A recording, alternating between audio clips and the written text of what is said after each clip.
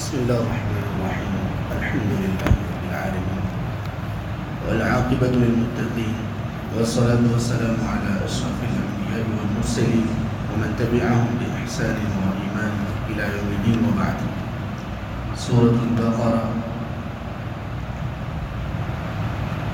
آية نمبر 54. أعوذ بالله من الشيطان الرجيم. وإذ قال موسى لقومه يا قوم إنكم ظلمتم أنفسكم باتخاذكم العجل فتوبوا إلى بارئكم فاقتلوا أنفسكم ذلكم خير لكم عند بارئكم فتاب عليكم إنه هو التواب الرحيم. اس سے پہلی آیات میں اللہ تعالیٰ نے بنی اسرائیل کو جو فضیلت بخشی اور اس فضیلت سے ان کی محرومی کے اسباب اللہ تبارک و تعالیٰ ذکر فرما رہے ہیں کہ اتنے بلند مرتبے پر پہنچ جانے کے بعد وہ دنیا میں سب سے بڑھ کر رسوا اور ذلیل کس لیے ہو گئے. تو بہت ساری باتیں ہم اس کے متعلق پڑھ چکے ہیں. ان میں سے ایک بات یہ ہے جو اس آیت میں اللہ تعالیٰ نے ذکر کی کہ کیوں اللہ نے ان کو مغضوب علیہم قرار دیا, کیوں اللہ تعالیٰ نے ان پر اپنا غصہ نازل کیا اور اللہ نے ان سے اتنی نفرت کا اظہار کیوں کیا, اس کے باوجود کہ اللہ تعالیٰ نے سارے جہانوں پر ان کو فضیلت بخشی تھی.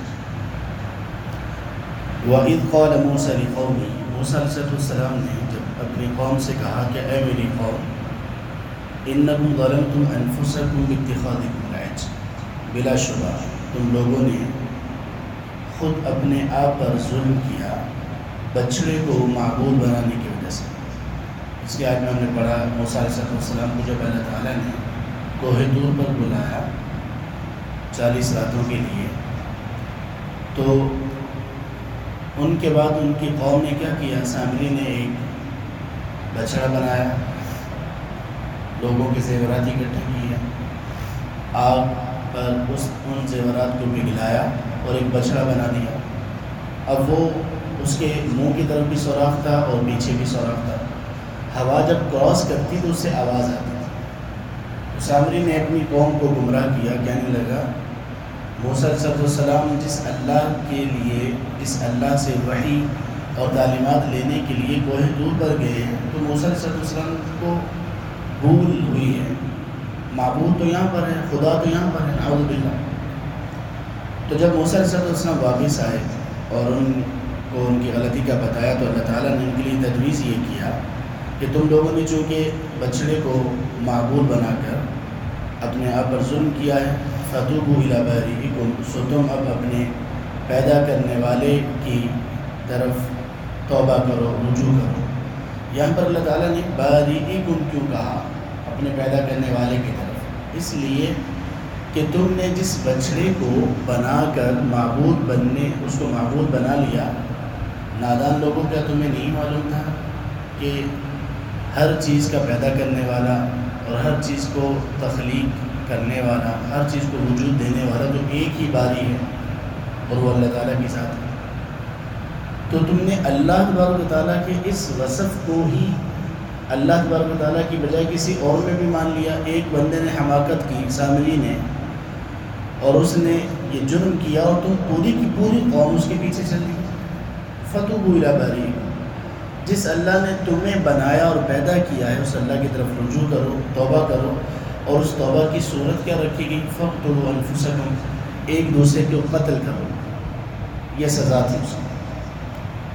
ہوا ایسے کہ اللہ تعالیٰ نے ان سے یہ کہا کہ سب کے ہاتھوں میں تلواریں دے دی گئیں, ہتھیار دے دیے گئے, اور کہا کہ آپس میں ایک دوسرے پر بل پڑو, جو سامنے آتا اس کو قتل کرو.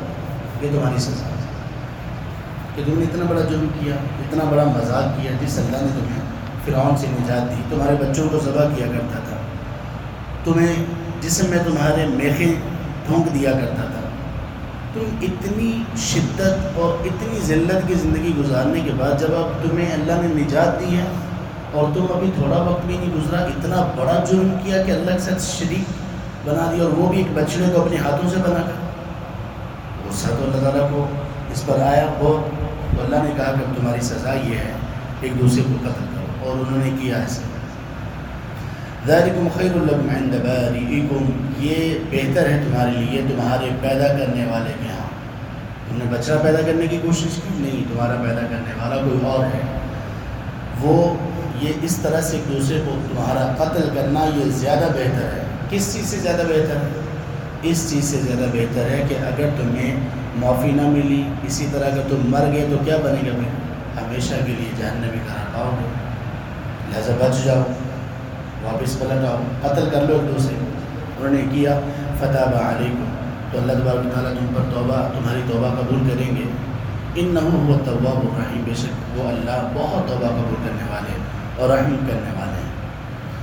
وَإِذْ قُلْتُمْ يَا مُوسَىٰ لَن نُّؤْمِنَ لَكَ حَتَّىٰ نَرَى اللَّهَ جَهْرًا، اور جب اس وقت کو بھی یاد کرو جب تم نے کہا اے موسیٰ ہم قطعاً آپ پر ایمان نہیں لائیں گے یہاں تک کہ ہم اللہ کو واضح طور پر دیکھ نہ لیں۔ یعنی آپ جو کہتے ہو یہ اللہ تعالیٰ کی وحی ہے، آپ جس اللہ کا بار بار ہمارے سامنے ذکر کرتے ہو نا، ہمیں دکھاؤ، ہم اپنی آنکھوں سے دیکھنا چاہتے ہیں۔ جب تک اللہ کو دیکھ نہیں لیں گے ہم ایمان نہیں لائیں گے۔ یہ کون سی قوم کہہ رہی ہے؟ جن کی آنکھوں کے سامنے سمندر کو 2 ٹکڑے کیا گیا۔ یہ کون سی قوم کہہ رہی ہے؟ جن کے اندر اللہ نے موسیٰ علیہ السلام کو کتنے معجزانہ طریقے سے بچایا۔ اور یہ وہ قوم کہہ رہی ہے جن کے سامنے جادوگروں نے جادو کیا اور موسیٰ علیہ السلام کا جو عصا تھا وہ معجزے کی صورت میں سارے کی ساری رسیوں کو کھا گیا۔ لیکن اس کے باوجود یہ قوم دیکھیں تقاضا اور مطالبہ کیا کر رہے ہیں۔ اللہ نے ان پر بھی غضب اور غصہ کیا۔ کیا ہوا؟ فَأَخَذَتْكُمُ الصَّاعِقَةُ، تمہیں آسمانوں سے ایک کڑک، ایک بجلی، ایک آگ کی طرح کی چیز نے آ لیا۔ وَأَنْتُمْ تَنْظُرُونَ، اور تم دیکھ رہے تھے۔ جیسے انہوں نے یہ مطالبہ کیا، آسمانوں سے اللہ تعالیٰ نے کڑک اور آگ جیسی ایک چیز بھیجی جو ان پر آ گری اور سارے ہی مر گئے، سارے کے سارے لوگ مر گئے۔ اللہ فرماتے ہیں ثُمَّ بَعَثْنَاكُم مِّن بَعْدِ مَوْتِكُمْ، پھر تمہاری موت کے بعد ہم نے تم کو دوبارہ زندہ کیا۔ اس دنیا میں، اس سورہ بقرہ میں اللہ تعالیٰ نے 5 واقعات ایسے ذکر کیے ہیں جن میں اللہ تعالیٰ نے اس دنیا میں لوگوں کو زندہ کیا مرنے کے بعد، ورنہ یہ اللہ کا قانون نہیں ہے۔ اللہ جو چاہیں جب چاہیں کر لیں۔ تو مشرکین مکہ کو یہ بتانے کے لیے کہ تم جو یہ عقیدہ رکھتے ہو کہ مرنے کے بعد زندگی نہیں ہے، دیکھو تم خود اس بات کا اقرار کرتے ہو، تم نے یہ واقعات سن رکھے ہیں کہ اس دنیا میں کچھ لوگوں کو مرنے کے بعد دوبارہ اس دنیا میں زندگی ملی، تو اللہ پھر آخرت میں زندگی کیوں نہیں دے گا؟ اللہ نے بنی اسرائیل کو سب کے سب کو جب انہوں نے یہ مطالبہ کیا کہ اللہ کو ہم دیکھنا چاہتے ہیں، اللہ نے سب کو موت کے گھاٹ اتار دیا۔ ثم بعثناکم من بعد موتکم، پھر اس کے بعد اللہ کہتے ہیں تمہاری موت کے بعد تمہیں دوبارہ زندہ کیا۔ مفسرین یہ لکھتے ہیں کہ یہ جو موت تھی یہ ان کی سزا تھی، حالانکہ ان کی زندگی بھی باقی تھی۔ یہ موت کس لیے تھی؟ یہ ان کی سزا تھی۔ کس بات کی سزا؟ جو انہوں نے یہ مطالبہ کیا تھا، کیونکہ فضول مطالبہ ہے، مومن آدمی تو ایسا کبھی مطالبہ نہیں کرتا۔ وَلَعَلَّكُمْ تَشْكُرُونَ، اور اللہ کہتے ہیں کہ یہ زندگی تمہیں اس لیے دوبارہ بخشی گئی شاید تم اب شکر ادا کرنا شروع کر دو۔ ابھی ہی سمجھ جاؤ، ابھی کوئی اپنی حرکتوں پر غور کرو، ابھی پلٹ آؤ اللہ کی طرف، ابھی رسول کی بات کو مان لو۔ وَظَلَّلْنَا عَلَيْكُمُ الْغَمَامَ، اب مزید اللہ تعالیٰ کی نعمتیں ذکر ہوتی ہیں۔ اللہ فرماتے ہیں کہ جب ہم نے تم پر بادلوں کا سایہ کیا، یہ کہاں پہ ہوا تھا؟ یہ وہاں جب وہ صحرا میں چلے گئے تھے۔ اب صحرا کا مطلب ہم سب جانتے ہیں، وہاں پر درخت تو ہوتے نہیں ہیں عموماً، تو صحرا کی ریت دھوپ کی تپش میں کس قدر تپ جاتی ہے، اور مرنے لگے، چیخنے لگے، ہم کیسے رہیں گے یہاں پر؟ اللہ نے ان پر رحمت یہ کی، جہاں جہاں یہ جاتے بادلوں کا سایہ وہیں وہیں ان کے ساتھ ساتھ چلتا۔ وَظَلَّلْنَا عَلَيْكُمُ الْغَمَامَ، ہم نے تم پر بادلوں کا سایہ کیا۔ وَأَنزَلْنَا عَلَيْكُمُ الْمَنَّ وَالسَّلْوَىٰ، اور تم پر من اور سلوہ نازل کیا۔ بادلوں کا سایہ تو ہو گیا، اب مسئلہ یہ تھا کہ کھائیں گے کہاں سے؟ کھیتی باڑی تو صحرا میں ہو نہیں سکتی، اور کہیں آگے پیچھے جا نہیں سکتے۔ جہاں ان کے منزل تھی بیت المقدس، وہاں پر ایک بہت ہی جابر اور بڑی سخت قوم تھی، ان سے لڑنے کے بھی یہ قابل نہیں تھے۔ تو کیا کریں، کھائیں گے کہاں سے؟ اللہ نے یہ بھی ان پر احسان کیا کہ آسمانوں سے پکا پکایا بنا بنایا بہترین کھانا ان کے لیے نازل کیا۔ من کہتے ہیں تو میٹھی چیز تھی، کچھ شہد کی طرح کی میٹھی چیز مفسرین لکھتے ہیں، اور السلوہ سے مراد بھنے ہوئے بٹیر کی طرح کی کوئی چیز تھی۔ سالن بھی مل گیا اور تقویت اور جان بنانے کے لیے چیز بھی مل گئی۔ بس اللہ نے یہ کہا تھا کہ ذخیرہ نہیں کرو، لیکن پھر ان لوگوں نے کیا کیا؟ ان لوگوں نے اس کی بھی ناشکری کی۔ اللہ فرماتے ہیں کلوا من طیبات ما رزقناکم، تم جو پاکیزہ چیزیں ہیں جو ہم نے تمہیں دی ہیں ان میں سے کھاؤ، من اور سلوہ جتنا مرضی کھاؤ، یہ پاکیزہ چیزیں کھاؤ۔ وما ظلمونا ولکن كانوا انفسهم یظلمون، انہوں نے ہم پر ظلم نہیں کیا۔ اللہ کہتے ہیں کہ ان لوگوں نے جو ہماری نافرمانی کی ہم پر ظلم نہیں کیا، ہمارا اللہ کا کیا بگڑتا ہے؟ ساری دنیا پورے کے پورے انسان اور جنات سارے ابلیس کی طرح ہو جائیں، اللہ کی بادشاہت میں کوئی کمی نہیں ہے، یہ اللہ کا فرمان ہے۔ اور اگر سارے بہترین نیک ترین ہو جائیں، اللہ کی بادشاہت میں کوئی اضافہ نہیں۔ اللہ الصمد، وہ اللہ تو بے نیاز ہے، یہ نیکیاں ہماری، اس کی ہمیں ضرورت ہے۔ تو اللہ نے فرمایا کہ ان لوگوں نے ہم پر ظلم نہیں کیا، بلکہ ان لوگوں نے خود اپنے آپ پر ظلم کیا۔ یہاں ظلم کس کو کہا گیا؟ اصل ظلم یہ ہے کہ کوئی بندہ اپنے رب کی نافرمانی کرے، اصل ظالم یہ ہے، اور وہ ظلم بھی اپنے آپ پر کر رہا ہے کسی بھی معاملے میں۔ اللہ اور اس کے رسول کی نافرمانی یہ ظلم ہے۔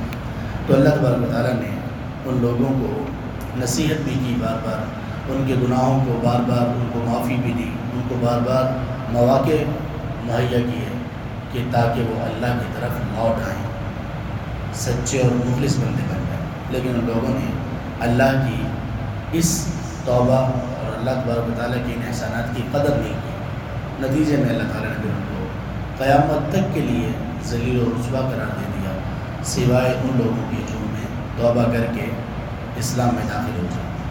اللہ تبارک و تعالیٰ ہمیں توفیق دیں کہ ہم ان لوگوں کی راہ نہ چلیں، ہمیں اللہ ان لوگوں کی راہ چلنے سے بچائے۔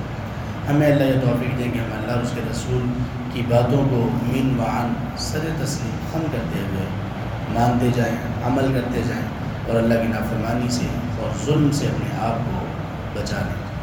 آمین یا رب العالمین۔ سبحانک اللہم و بحمدک، اشہد ان لا الہ الا انت، استغفرک و اتوب